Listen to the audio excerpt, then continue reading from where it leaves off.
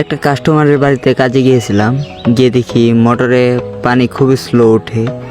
তারপর সব খুলে দেখলাম অনেক কিছু পড়ে গেছে, তার থেকে শুরু করে সুইচ, মোটরের ক্যাপাসিটর সবই পড়ে গেছে।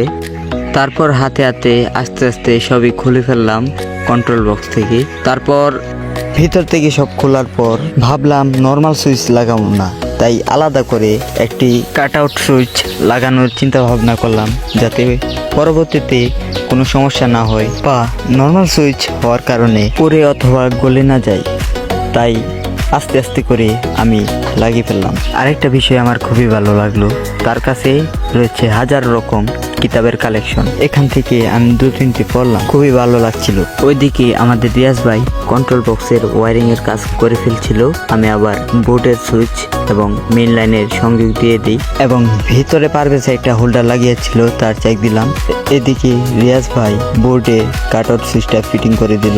তারপর আমি আস্তে আস্তে মোটর লাইনটা কাট আউট সুইচে লাগিয়ে দিলাম এবং কাস্টমারের যেহেতু লাল তার ছিল না, তাই কালো তার দিয়ে সংযোগ দিতে হলো, যাতে পরবর্তীতে সমস্যা না হয়। তাই তারের মাথায় কস্টিক লাগিয়ে ফেস এবং নিউট্রাল চিহ্নিত করলাম।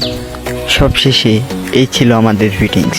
যেহেতু রাত ছিল, সেহেতু আমরা বাজার থেকে লুজ পাইপ অথবা পাইপ আনতে পারিনি, সেক্ষেত্রে কাজটা আরও সুন্দর দেখা যেত। আমরা দুঃখিত, আপনাদেরকে আমরা মোটরটা চেক দিয়ে দেখাতে পারলাম না, কারণ যে সময় আমরা চেক দিব তখন আমাদের কাস্টমারের বাসায় কারেন্ট ছিল না, আবার রাত গভীর হয়ে গিয়েছিল, তাই আমরা চলে আসছি। তো পরের দিন সকালে গিয়ে আমি চেক দিয়ে আসছি, ঠিকই ছিল। তবে এখানে মোট কাজ করা হয়েছে মোটরের লাইনে এবং মিটার থেকে লাইন আইনা বেকারে লাগানো, সাথে বোর্ড থেকে তার আবার নতুন করে লাগানো হয়েছে ফ্যান এবং লাইট, আগের তারগুলো খুইলা। তো কাজটা কেমন হলো অবশ্যই কমেন্টে জানাবেন। নতুন নতুন ভিডিও পেতে আমাদের পেজটি ফলো করবেন এবং ভিডিওটি বেশি করে শেয়ার করবেন। ধন্যবাদ, ভালো থাকবেন সবাই। আসসালামু আলাইকুম ওয়া রাহমাতুল্লাহি ওয়া বারাকাতুহু।